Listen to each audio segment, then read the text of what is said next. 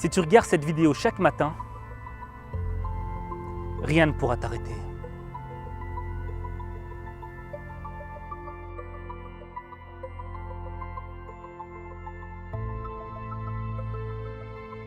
Dans les lois établies par la nature, il y a la proie et le prédateur. Si la proie n'échappe pas au prédateur, elle se fait manger.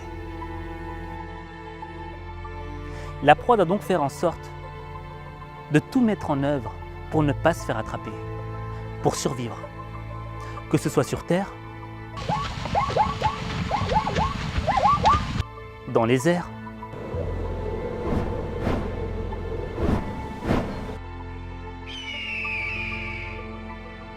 ou dans la mer.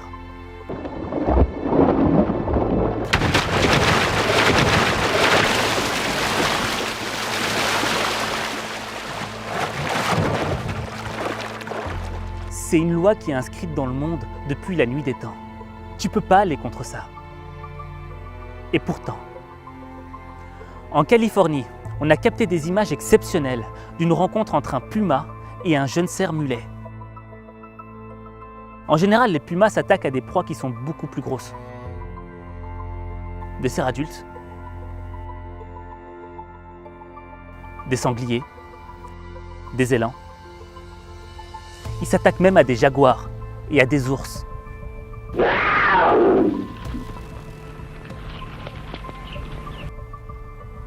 En bref, tu vois, le puma, c'est le prototype du tueur parfait. Une fois qu'il t'a attrapé, tu ne peux plus lui échapper.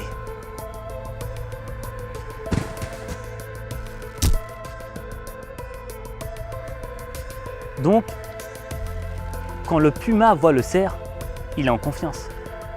Parce qu'il a été conçu pour s'attaquer à des proies qui sont beaucoup plus grosses. À la limite, ce cerf, tu vois, c'est un chips pour lui. Il est petit, léger, ses bois sont pas développés. C'est un Bambi. Qu'est-ce qu'il va lui faire? Et pourtant, malgré tous ces aspects, il y a déjà un premier élément perturbant. Le cerf, quand il voit le puma, il ne fuit pas, il fait face.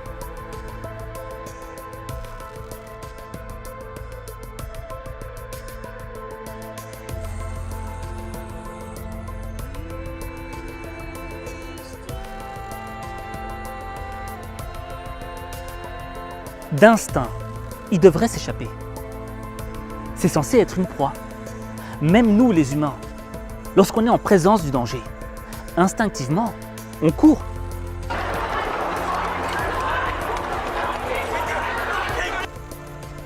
Mais pas ce cerf.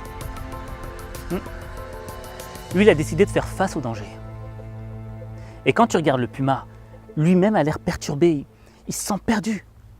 Il ne sait pas comment gérer cette situation. Parce que le cerf a décidé de changer les règles du jeu. Il a décidé de sortir du cadre imposé par la nature. Quand il est face au puma, il doit faire un choix. Ou bien se soumettre et accepter de faire ce qu'on attend de lui, c'est-à-dire être une proie. Et courir, fuir, sauver sa peau. Ou bien, il décide de se battre, de déjouer les pronostics qui ne jouent pas en sa faveur et de lutter pour son existence.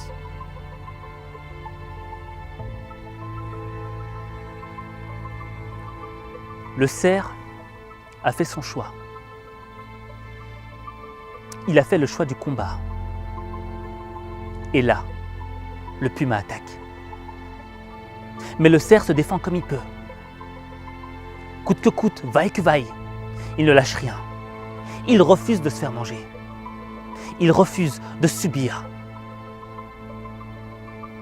Mais il y a un moment, dans tout combat, tu dois faire un choix. Ou bien tu continues de subir, ou bien t'attaques. Et le détail qui va faire toute la différence, c'est la détermination.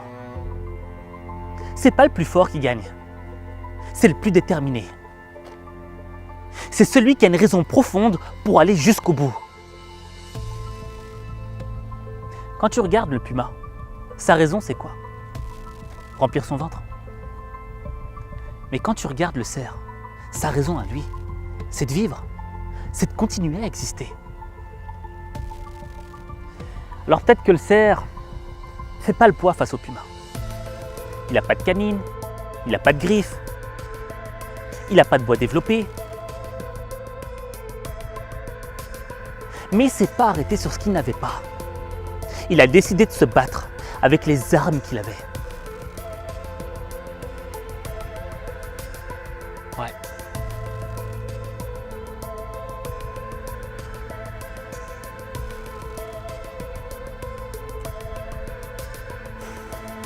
Il a décidé de résister avec des choses qu'on ne peut pas voir à l'œil nu, mais qu'on peut ressentir dans son regard, dans son attitude. On ressent qu'il est déterminé à aller jusqu'au bout. Il est déterminé à en finir. Et là, il y a un moment où le cerf décide d'attaquer. Le puma se ramasse des coups. Il commence à douter. Il commence à être découragé parce qu'il voit bien que ce putain de cerf est déterminé, qu'il va rien lâcher, qu'il va se battre jusqu'au bout, qu'il va tout donner.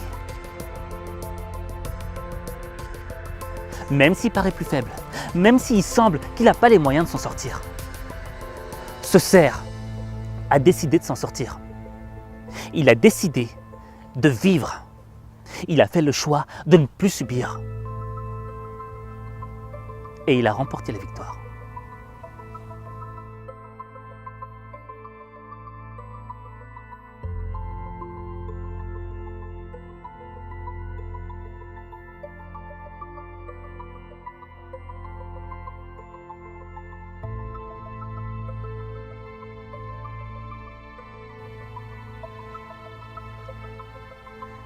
Il estimait qu'il valait mieux mourir plutôt que de vivre dans la peur.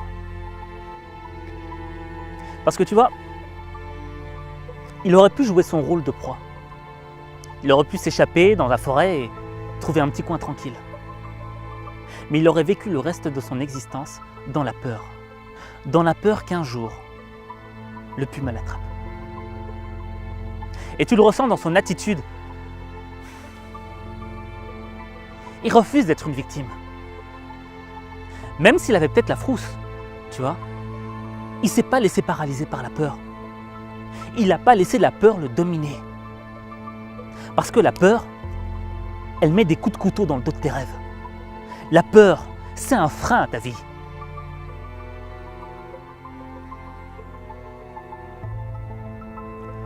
Et au cours de l'histoire, des exemples comme ça, il y en a eu plein. Des êtres qui ont refusé le statut établi.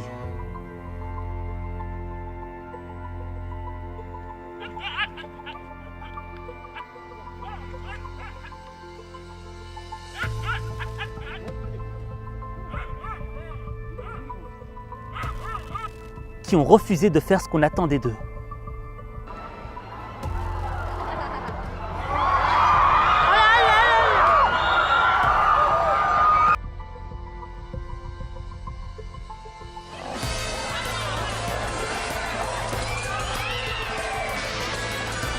Des êtres qui ont pris conscience qu'individuellement ils étaient vulnérables, mais qu'ensemble ils constituaient une force de destruction massive.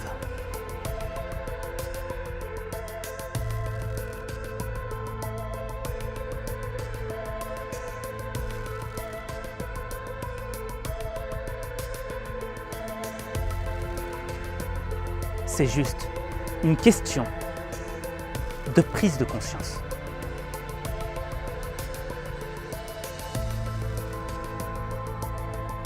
Si tu prends conscience que les règles du jeu ont été constituées, ont été élaborées de telle sorte à ce que tu sois un soumis, de telle sorte à ce que tu sois une victime, il ne tient qu'à toi de changer les règles du jeu.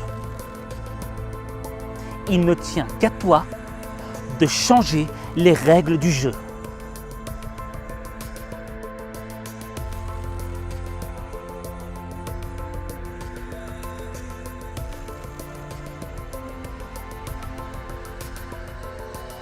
Et maintenant, imagine que c'est toi le cerf et que le puma représente toutes les choses qui te bloquent dans ta vie.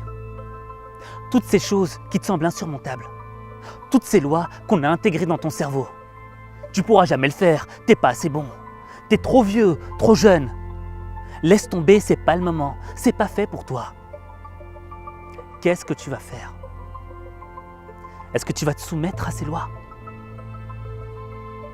Est-ce que lorsqu'une épreuve ou un obstacle s'opposera à toi, tu vas abandonner et suivre le reste du troupeau? Être une simple copie? Ou est-ce que tu vas tenir tête? Faire face? Déjouer les pronostics qui ne jouent pas en ta faveur? Même si tu parais plus faible, même si c'est difficile, même si au départ tu pars avec un handicap, on s'en moque. Quel est ton choix? Parce que tout dans la vie n'est qu'une question de choix. Tu sais très bien qu'en fuyant ton épreuve, qu'en acceptant de te laisser dominer par la peur, tu vas retourner dans ta zone de confort et tu vas jamais vraiment avancer dans ta vie. Mais si tu décides d'aller au-delà de la peur, de briser le mur de la peur, il se peut que tu découvres des choses sur toi que tu n'aurais jamais soupçonné exister. Alors